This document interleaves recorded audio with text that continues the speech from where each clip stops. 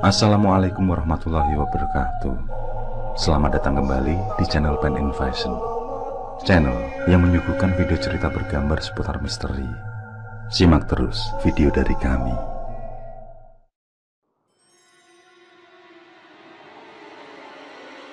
Penyesalan selalu datang terlambat.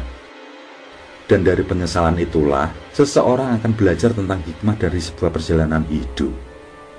Kisah kali ini menceritakan tentang penyesalan yang berujung kebaikan. Betapa sungguh sangat berharga kata maaf, seperti yang menimpa Ipang. Dari maaf itulah teror gaib lenyap, sehingga memberikannya satu pengalaman yang sangat berharga. Kutumpahkan darah istriku. Yanus Waryadi, Magelang. Seorang laki-laki muda yang tengah terlelap dalam tidurnya tiba-tiba mengigau. Ia menceracau tanpa jelas apa yang ia ucapkan. Beberapa saat kemudian, ia pegangi lehernya sendiri.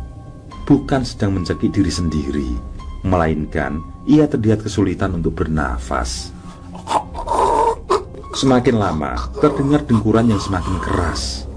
Laki-laki itu memang sedang merasakan tenggorokannya tercekik. Ia hampir kehilangan nafas kalau saja teman satu selnya tidak segera membangunkannya.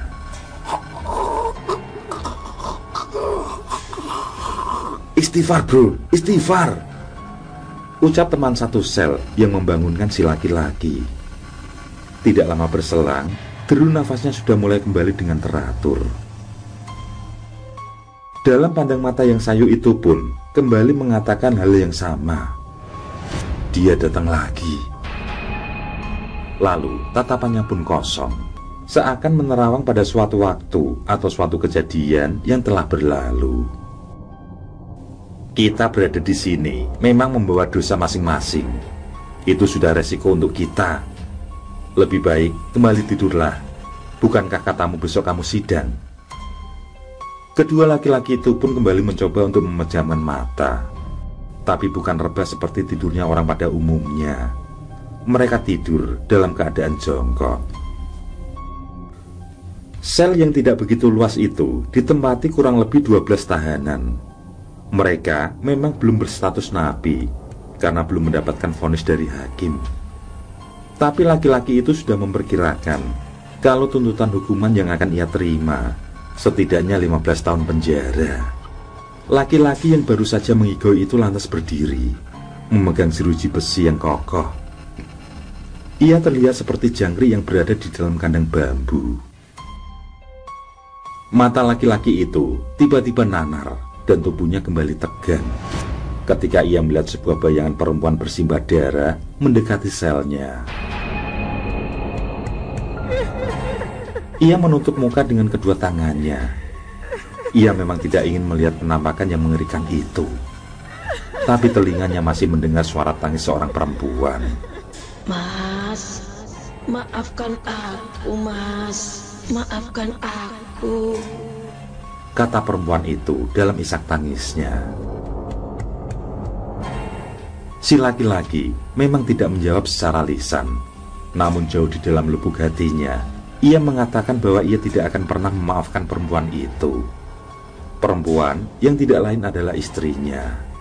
Perempuan yang telah ia bunuh.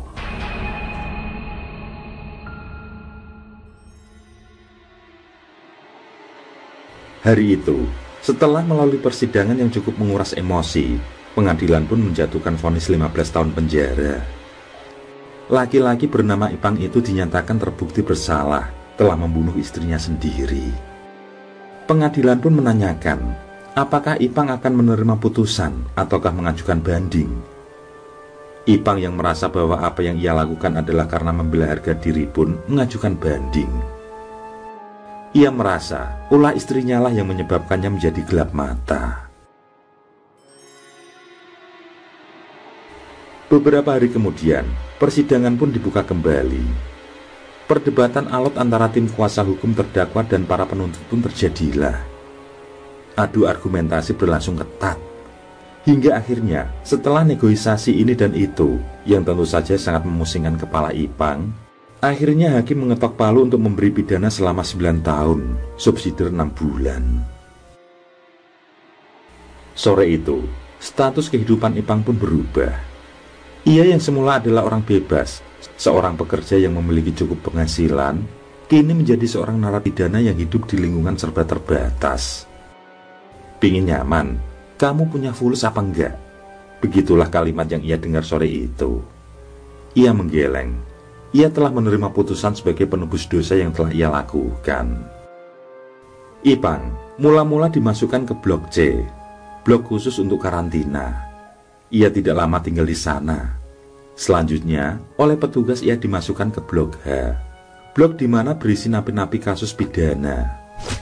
Sedikit perkenalan dari para napi lain. Memang hanya sebuah pukulan yang tidak terlalu keras, cukup untuk tetap menyadarkan Ipang bahwa ia kini berada di dunia yang terkungkung. Dunia di mana siapa yang kuat dialah yang berkuasa. Kepala kamar pun menyambut Ipang. Selebihnya, ia mengatur di mana Ipang harus tidur dan sebagainya. Beruntungnya Ipang, karena napi lain yang berada satu sel dengannya ternyata bukanlah orang-orang brutal seperti pemikirannya ketika pertama kali datang. Mereka semua memang memberi pukulan, tapi setelahnya mereka saling minta maaf dan menjelaskan kalau pukulan-pukulan itu hanyalah sebagai salam selamat datang. Kasus apa, Bang? Tanya salah seorang di sel itu. 338, jawab Ipang singkat. Tanpa dinyana, orang-orang di sel itu langsung menyambut dengan tepuk tangan dan sorak-sorai. Ipang yang belum mengerti apa-apa tampak kebingungan. Akhirnya, salah seorang pun menjelaskan bahwa mereka semua kebetulan adalah napi-napi dengan pasal yang sama, pembunuhan. Penjelasan yang mana harus kembali membuka luka batin bagi Ipang. Sekilas teringat bagaimana kedua tangannya harus berlumuran darah. Ipang yang nampak sedih pun segera dihibur oleh teman-temannya. Mereka bilang kalau semua yang berada di sel itu adalah para pendosa. Banyak-banyaklah memohon ampun.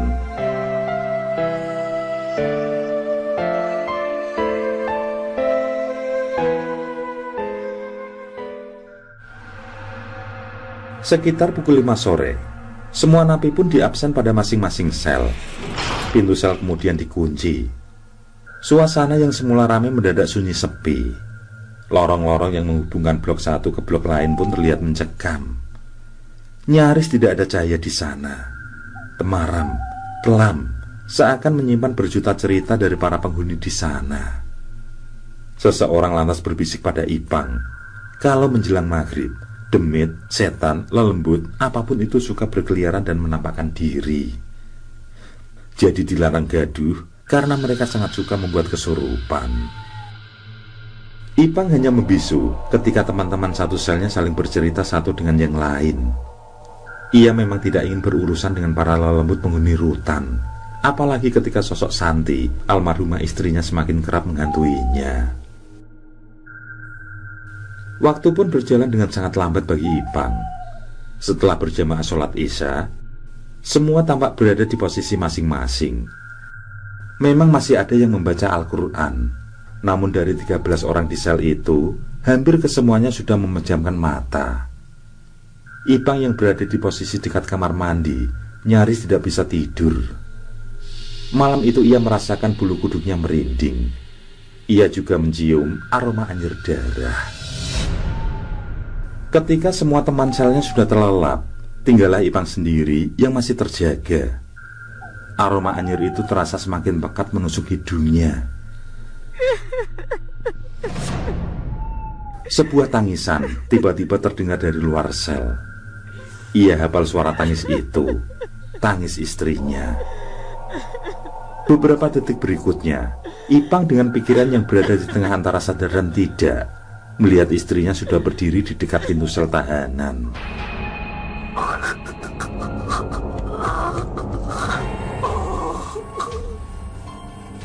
Ipang melihat bagaimana tenggorokan yang telah terputus itu mencoba menghirup udara.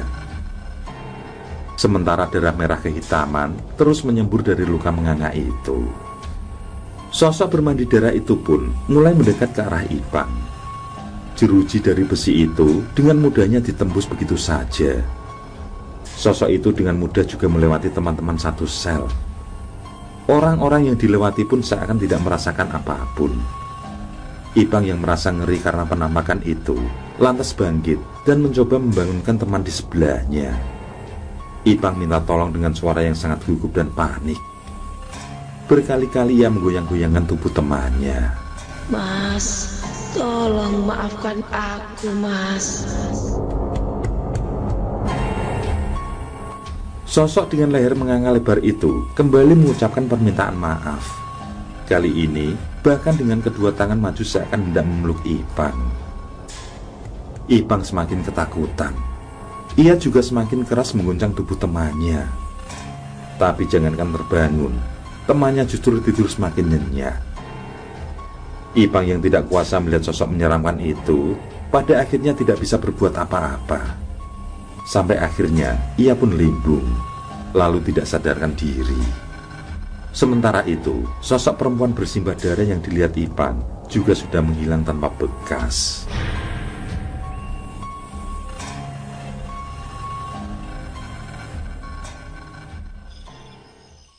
Pang, maaf nih ya.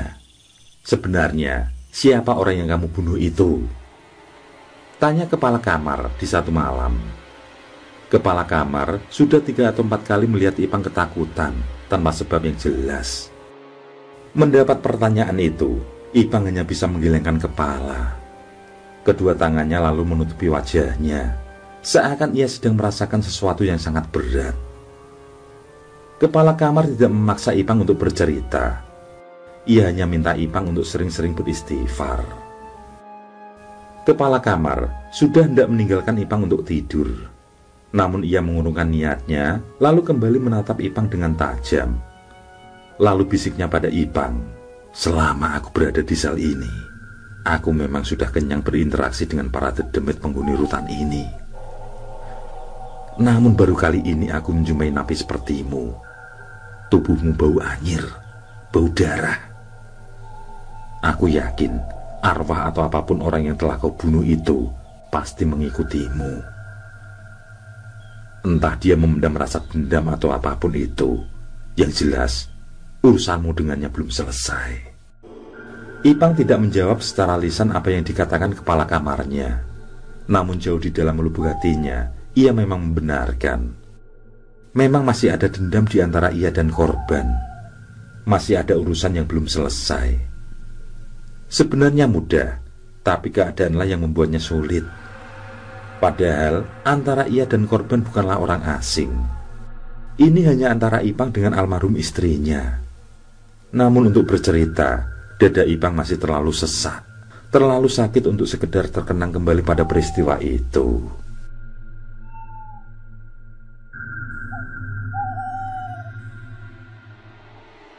Antrian untuk mengambil jatah makan sore masih terlalu berjubel. Beruntungnya karena Ipang dan teman-temannya bergerak cepat sehingga ia tidak kehabisan jatah seperti beberapa hari yang lalu.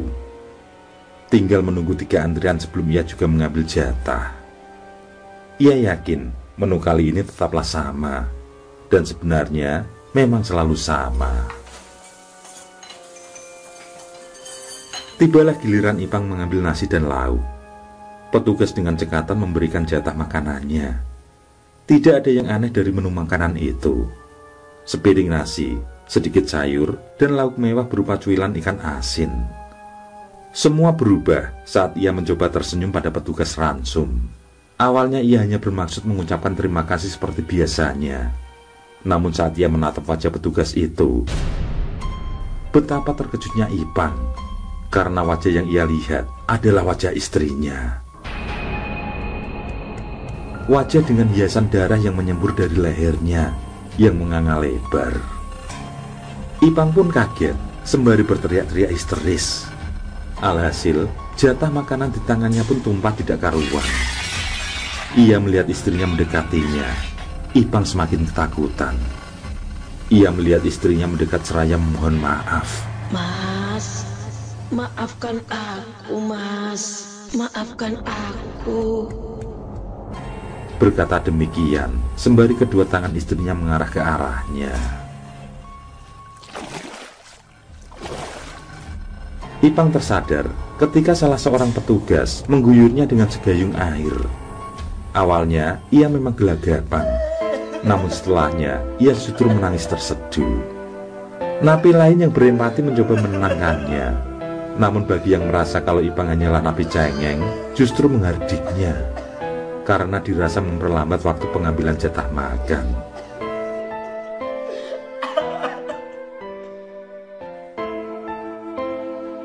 Malam itu, Ipang terpaksa kembali menahan lapar. Sementara teman satu sel yang lain sudah tidur dengan pulas. Waktu seperti terhenti. Semua kenangan yang ingin ia hapus justru kembali menari-nari di dalam kepalanya. Saat lamunan Ipang melambung tinggi, ia kembali mencium aroma anyir. Semula hanya seperti hembusan angin yang datang sepintas kilas. Kini aroma itu semakin kuat menusuk hidung. Ada desir yang meniup di belakang daun telinganya. Tiba-tiba terdengar suara mengorok, mirip seperti sapi yang disembelih. Suara itu kemudian disusul oleh suara lain. Mas, maafkan aku, Mas. Maafkan aku. Suara itu seakan menggema di setiap sudut ruangan. Lagi dan lagi. Suara itu menghantui Ipang. Ipang selalu bergidik ketika mendengar suara itu. Kali ini ia berteriak dengan lantang. Tidak, aku tidak akan pernah memaafkan perempuan sundal sepertimu. Suara perempuan itu pun hilang, berganti sebuah tangis dan rintihan menyayat hati. Meskipun begitu, dengan keras hati, Ipang tetap memegang teguh prinsip yang ia pegang. Tidak akan ada kata maaf untuk istrinya, meskipun dengan tangannya lah istrinya meregang nyawa. Ipang tiba-tiba saja tersentak. Ia melihat darah di mana-mana. Darah itu bahkan telah menggenangi seluruh teman-teman satu selnya. Sementara itu, dua bentuk tangan tiba-tiba saja telah merangkul dari belakang. Kedua tangan berlumuran darah itu masing-masing berada di pundak. Ipang mencoba menepis kedua tangan yang masih menggelayut di pundaknya. Tapi kedua tangan itu seakan tidak mau melepaskan pelukannya. Kedua tangan itu bahkan mulai melingkar di leher Ipang. Mas, tolong maafkan aku, Mas. Rintih suara di belakang Ipang. Ipang tergagap ketika salah seorang teman selnya mengguncang-guncang badannya. Ia menyuruh Ipang untuk beristighfar. Tentu saja Ipang pun menurut. Rasa sesak nafas akibat tercekik dua tangan berlumuran darah mulai reda. Ipang menebarkan pandangan. Tidak ada genangan darah. Tidak ada sosok istrinya yang menyeramkan. Tidak terdengar suara rintihan dan minta maaf. Suasana benar-benar hening seperti biasanya. Temannya pun menyarankan untuk segera tidur kembali.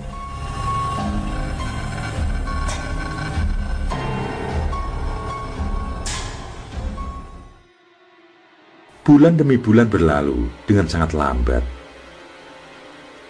Pagi itu, Ipang berencana untuk mengunjungi masjid. Di sana ia akan menenangkan diri. Mungkin di sana ia akan mendapatkan petunjuk mengenai apa yang harus ia lakukan. Ia berjalan dengan sedikit terburu, karena ia juga harus segera mengantar makan pagi.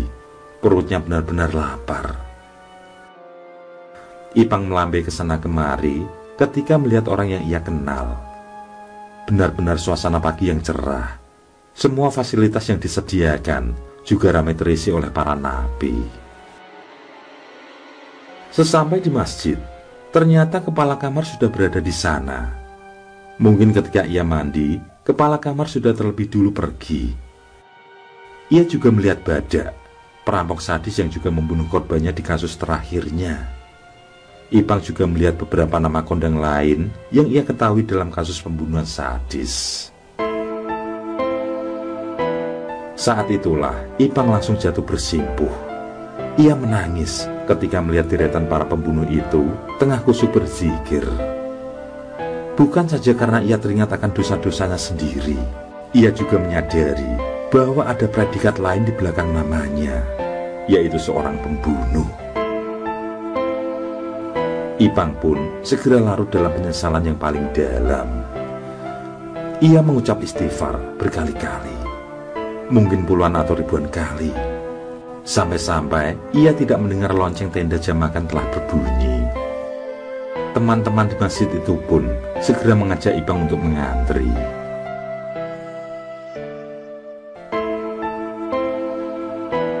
Makan pagi pun usai. Bersamaan dengan itulah, tiba-tiba terbesit dalam hati Ipang untuk menceritakan persoalan yang ia pendam selama menjadi tahanan.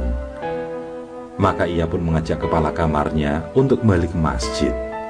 Sang kepala kamar pun tidak menolak ajakan itu.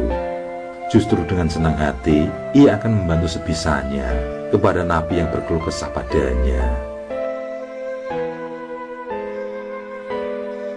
Ipang pun mulai menceritakan perjalanan hidupnya hingga mengapa ia bisa berada di dalam rumah tahanan itu. Namun sebelumnya, ia terlihat menghirup nafas dalam-dalam. Barulah dengan sedikit terbata, ia mulai bercerita.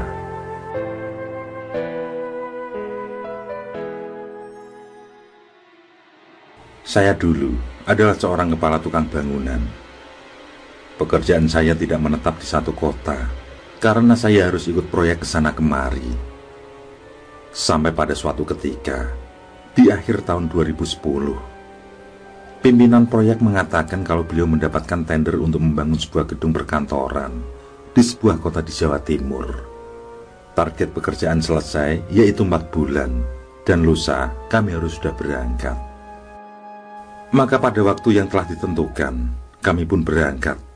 Saya lupa apakah kami ber-15 ataukah 20 orang, karena ada sebagian pekerja yang kami juga tidak saling mengenal.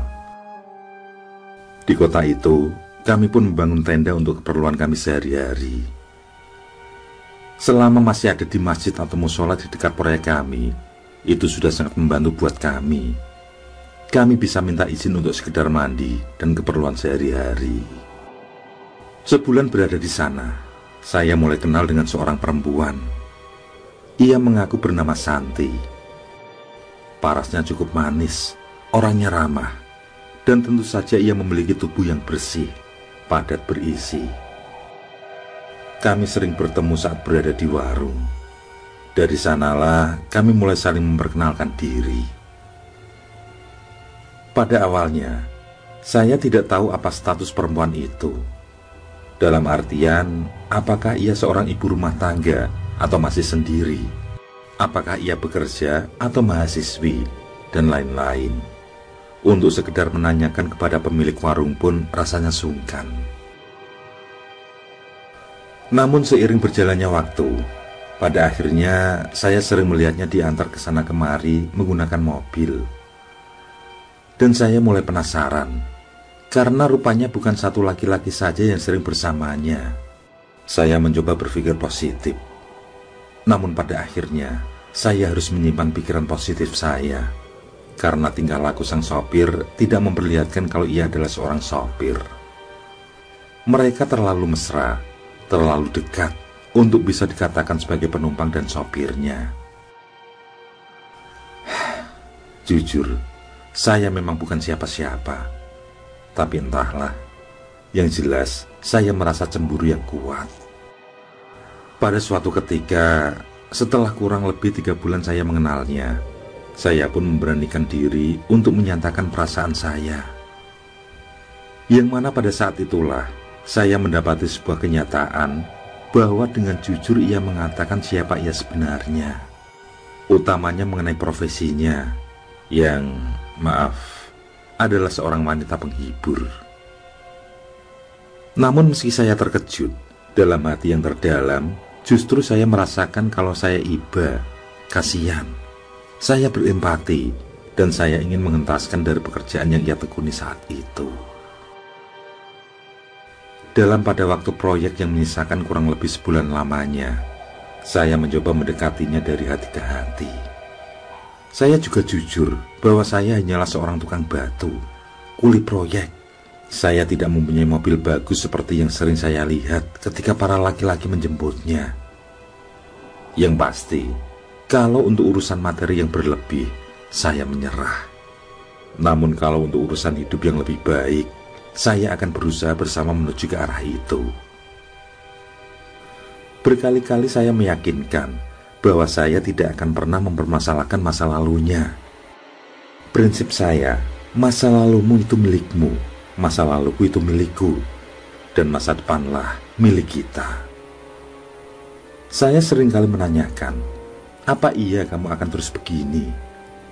Benar, saat ini kamu masih cantik, masih kencang, masih sehat. Tapi ingat, umur tidak akan menipu. Kelak kalau semakin tua, kecantikan pasti memudar. Otot tubuh juga mulai mengendur, dan sebagainya. Termasuk apakah pada saat kita dipanggil nanti, kita sudah berada kembali di jalan yang benar, atau justru semakin terperosok ke lubang hina yang lebih dalam. Dan sore itu, saya masih sangat teringat. Tangis Santi pun pecah. Ia menangis sejadi-jadinya, meratapi kesalahannya. Sampai pada akhirnya, seminggu sebelum proyek itu selesai, saya kembali menantingnya. Apakah ia bersedia menerima saya seperti apa adanya? Tinggalkan pekerjaan kotornya, atau ia akan tetap memilih untuk tinggal dalam kemewahan semu? Saya tidak akan memaksanya. Saya hanya memberikan pilihan. Soal apa yang ia pilih, saya serahkan sepenuhnya padanya. Sehari sebelum kami meninggalkan proyek, ia datang menemui saya. Dengan tangisan haru, ia mengatakan kalau ia memilih untuk ikut dengan saya, ia akan tinggalkan pekerjaannya selama ini. Kami bahkan sempat menemui seorang tetua masjid, tidak jauh dari lingkungan proyek. Di sana, Santi mengucap sumpah, serta melakukan sholat taubatan nasuha. Saya sangat bersyukur, karena dalam waktu yang relatif singkat, saya bisa mengajak orang yang berada dalam kubangan dosa untuk menjalani kehidupan yang lebih bersih. 3 bulan setelah itu, kami pun menikah. Semua serba singkat memang. Mungkin memang seperti itu garis takdir yang telah diberikan pada kami. Tidak ada perayaan besar karena kami memahami kemampuan kami. Cukuplah bagi kami untuk memulai sebuah lembaran baru. Saya pun memboyong Santi ke kota saya. Setelahnya, saya minta izin pada orang tua untuk tinggal di rumah sendiri. Ya, meski rumah dengan ukuran yang tidak terlalu luas, yang penting bagi kami adalah bisa belajar bagaimana rasanya membina sebuah rumah tangga. Kami sudah menikah selama kurang lebih 4 tahun. Namun rupanya, kami belum juga dikaruniai momongan. Saya pun tidak begitu mempermasalahkan hal itu. Namanya momongan adalah karunia. Mungkin memang kami belum saatnya mendapat karunia itu. Ipang menghela nafas sejenak. Ada semacam perasaan berat yang mengganjal di hatinya. Sementara itu, kepala kamar tetap sabar menunggu kelanjutan cerita Ipang. Setelah beberapa saat, Ipang pun kembali melanjutkan kisahnya. Pada suatu ketika, pemilik proyek memanggil saya. Beliau mengatakan pada saya bahwa sudah saatnya saya mulai mandiri. Saat itu memang ada sebuah proyek untuk membangun sebuah rumah pribadi di luar kota. Beliau pun meminta saya untuk menghitung segala kebutuhan material serta pemikiran dana yang harus dikeluarkan. Karena proyek ini adalah awal dalam proyek saya, beliau pun bersedia membantu. Soal keuntungan nanti bisa dibicarakan lebih lanjut. Intinya, beliau meminta saya untuk bisa mengembangkan sayap sendiri. Dan alhamdulillahnya, target pembangunan yang awalnya 6 bulan, ternyata dalam waktu 5 bulan lebih beberapa hari, rumah itu sudah jadi. Tinggal sedikit finishing, serta pembuatan eksterior dan kolam di samping rumah. Pada saat itu, entah mengapa pikiran saya tiba-tiba saja tertuju pada rumah. Padahal setiap 2 minggu atau sebulan sekali saya pasti pulang. Yang saya rasakan kali ini sangat berbeda. Perasaan mengatakan saya harus pulang. Akhirnya, atas persetujuan dari teman-teman, saya pun memutuskan untuk pulang. Meski sebenarnya saya masih ingin tinggal untuk memastikan pekerjaan sudah benar-benar sempurna. mengingat ini adalah proyek saya yang pertama. Sore itu pun saya pulang. Perjalanan dengan bis membutuhkan waktu kurang lebih 4-5 jam. Biasanya saya selalu mengabari istri, namun hari itu perasaan saya mengatakan untuk memberinya kejutan. Anehnya, ada perasaan berdebar dalam hati saya. Saya merasakan sebuah kegelisahan yang sebelumnya belum pernah saya alami. Sampai akhirnya, kurang lebih pukul 11:30 malam, saya pun sudah menginjakkan kaki di rumah. Benar saja, rasa gelisah itu semakin menjadi ketika saya mendapati sebuah mobil asing terparkir di halaman rumah. Padahal baik keluarga saya maupun keluarga istri tidak ada satupun yang memiliki mobil. Ada memang mobil para tetangga, tapi mereka pada memiliki garasi. Saya yakin tidak mungkin mereka numpang parkir di halaman rumah saya. Terbawa rasa gelisah, membuat kecurigaan saya semakin memuncak. Beruntungnya karena saya membawa kunci cadangan, sehingga saya bisa masuk tanpa menimbulkan curiga. Pada saat saya sudah masuk rumah, saya langsung disambut suara tawarnya istri saya. Dada saya pun bergemuruh, darah saya mendidih.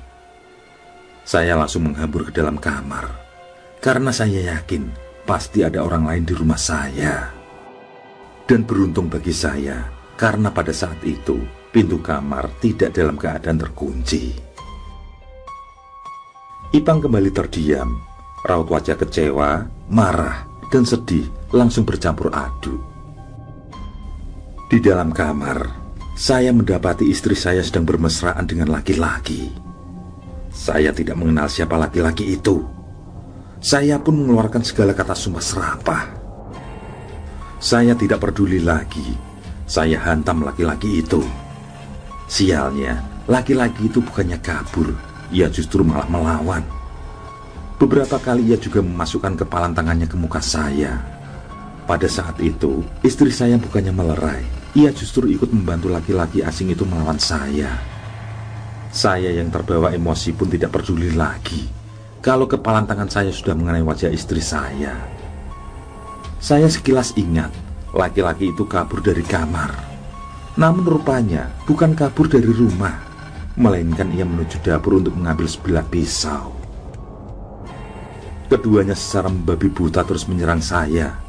Saya mencoba bertahan meski beberapa kali lengan saya terkena tusuk. Hingga pada suatu kesempatan, saya berhasil merebut pisau dari tangan laki-laki itu. Saya tusukkan ke perutnya beberapa kali.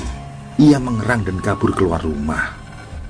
Saya berusaha mengejarnya, namun kaki saya justru dijegal oleh Santi. Kemarahan saya pun berbalik pada istri saya sendiri. Dengan nada tinggi saya tanyakan mengapa ia sampai tega berbuat seperti itu. Namun ia bukannya meminta maaf, ia justru berteriak-teriak histeris sembari memukul-mukul saya. Saya yang juga terbawa emosi, tanpa sadar saya tinju wajahnya dengan tangan kiri. Istri saya sempat terjatuh. Saya bukannya kasihan, saya justru semakin beringas. Saya tempelkan pisau ke leher istri saya. Santi yang seharusnya menunduk meminta maaf, justru menantang saya. Ayo, bunuh aku, bunuh, Goro. Ayo kalau berani, Goro. Ipang menangis sejadi-jadinya. Perempuan yang awalnya ia angkat dari kubangan lumpur, ia bawa bersama untuk sebuah kehidupan yang lebih baik, ternyata masih melakukan pekerjaan hina itu. Sampai pada akhir hayat sang istri, justru dari kedua tangan Ipang sendirilah yang merebut nyawanya. Santi tewas mengenaskan dengan leher yang nyaris putus.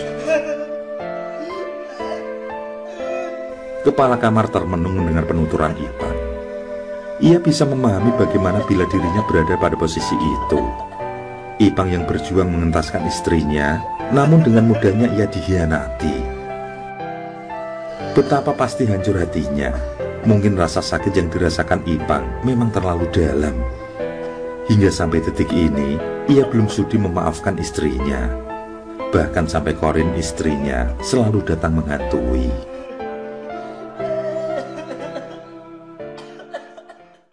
Besarkan hatimu, Pang.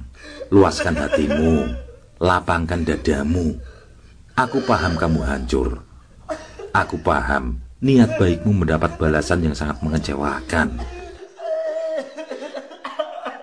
Tapi teruskan niat baikmu itu. Maafkan dia, supaya ia tenang di alam sana. Masalah dosa yang ia perbuat biar menjadi urusannya dengan Tuhan. Aku rasa percuma kamu menebus dosamu di rutan ini, kalau ternyata kamu tidak bisa memberi maaf pada istrimu sendiri. Kepala kamar mencoba memberi saran pada Ipang. Ia tahu saran itu terlalu berat buat Ipang, tapi ia merasa hanya jalan itulah satu-satunya agar Ipang tidak lagi dihantui Korin istrinya.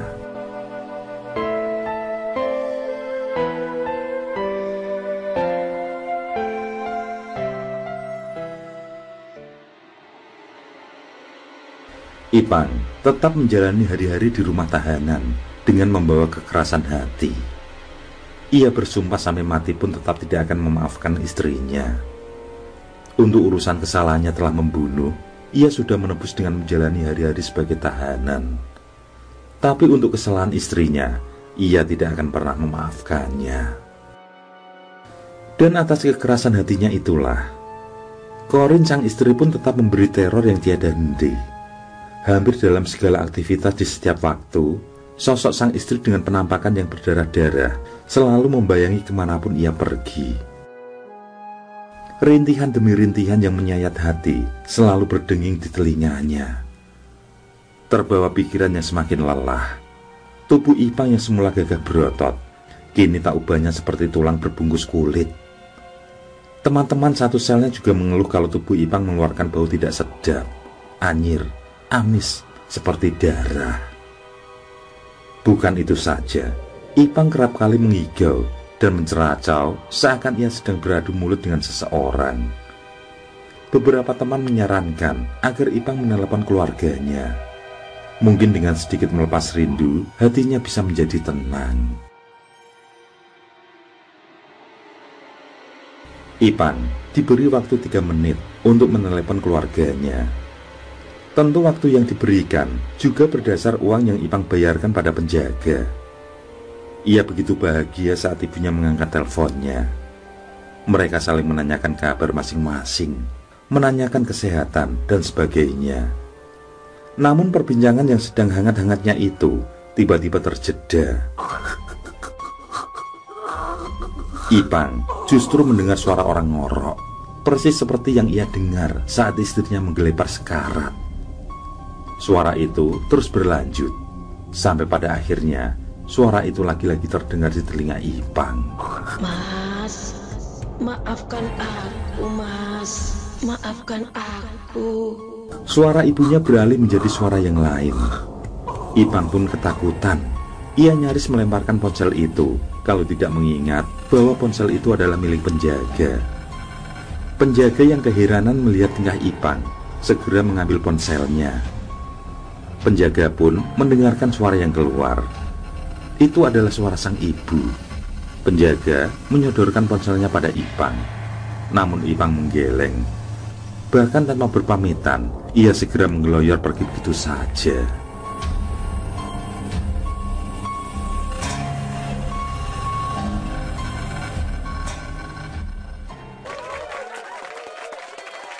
Pagi telah mulai undur diri. Sementara siang baru saja akan menjelang. Ipang yang sedang termenung di tribun penonton lapangan bola tiba-tiba memegangi ulu hatinya. Ia merasakan lambungnya perih, merasa bagai tertusuk-tusuk. Ipang pun mengeluh pada teman-temannya. Rasa sakit itu semakin kuat hingga akhirnya Ipang pun jatuh pingsan. Teman-temannya yang melihat hal itu langsung bergegas membawa Ipang ke bagian medis. Memang semenjak Ipang bercerita pada kepala kamar perihal masalah yang ia tanggung, intensitas penampakan atau suara-suara istrinya semakin meningkat.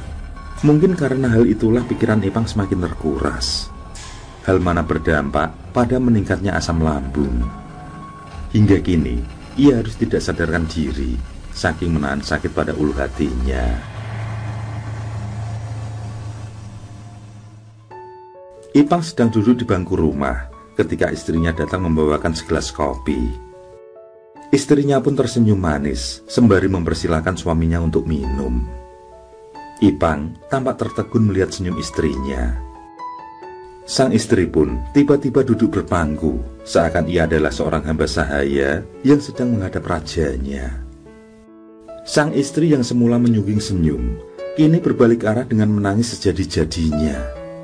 Bahkan ia sampai berlutut dan mencium kaki Ipang. Dengan terguguk dalam tangis dan kesedihan yang mendalam, Santi terus berlutut memohon maaf. Sementara itu, Ipang hanya memandang dengan tatapan kosong ke arah istrinya. Santi, perempuan yang tulus ia cintai, tidak peduli orang lain mengatakan sama sekalipun. Baginya Santi tetaplah permata yang sangat berharga. Santi, maafkan aku karena telah membunuhmu. Akulah yang seharusnya memohon maaf, Santi. Ipang terjaga dari tempat tidur perawatan di rumah tahanan. Ia mendapati jarum infus tertanam di lengannya. Rupanya ia baru saja bermimpi. Santi menemuinya dengan kesedihan yang teramat dalam. Ipang kembali termenung. Pikiran dan hatinya berdiskusi. Sampai pada akhirnya, ia mendapat sebuah petunjuk yang memang harus ia lakukan. Seharusnya akulah yang harus memohon maaf. Aku tidak punya hak untuk tidak memberinya maaf. Untuk urusan dosa-dosanya pada Tuhan, biar ia yang menanggung semuanya. Tapi untuk urusannya denganku, aku memang harus memberinya maaf. Aku juga sudah membuat kesalahan karena membunuhnya. Apakah sudah tidak ada lagi sisa-sisa iman dalam hatiku? Sampai-sampai aku tidak memberinya maaf. Santi. Ipang pun menangis sejadi-jadinya. Ia memang seorang pembunuh. Ia tidak tahu apakah permohonan tobatnya akan diterima. Namun setidaknya ia harus menjadi seorang pemaaf. Karena mungkin dengan jalan itu Tuhan pun juga akan memaafkan kesalahannya.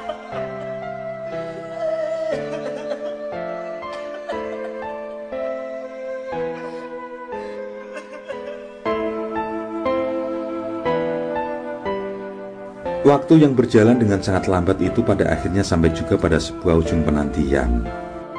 4 tahun lebih 7 bulan, Ipang pun mendapat remisi dan bebas. Ia pun berpamitan pada teman-teman maupun para sipir di rutan itu. Tangis keharuan tidak bisa lagi dibendung. Di depan gerbang, sanak saudara maupun keluarga sudah menunggu. Ipang langsung bersujud di hadapan kedua orang tuanya. Kini, ia bertekad untuk kembali memulai hidup baru. Kegagalan di masa lalu bukanlah halangan untuk meraih kebahagiaan di masa mendatang. Ia sudah berbuat dan ia harus bertanggung jawab. Dan di depan sebuah pusara, Ipang tertunduk dalam sebuah penyesalan. Santi, maafkan aku.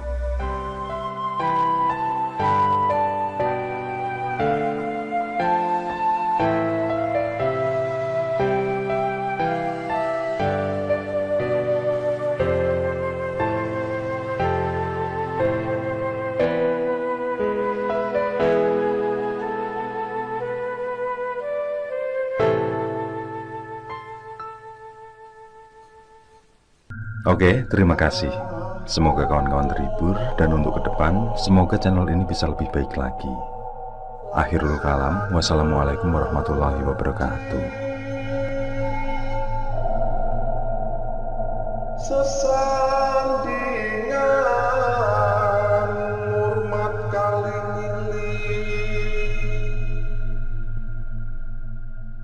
lakukan di muka sana.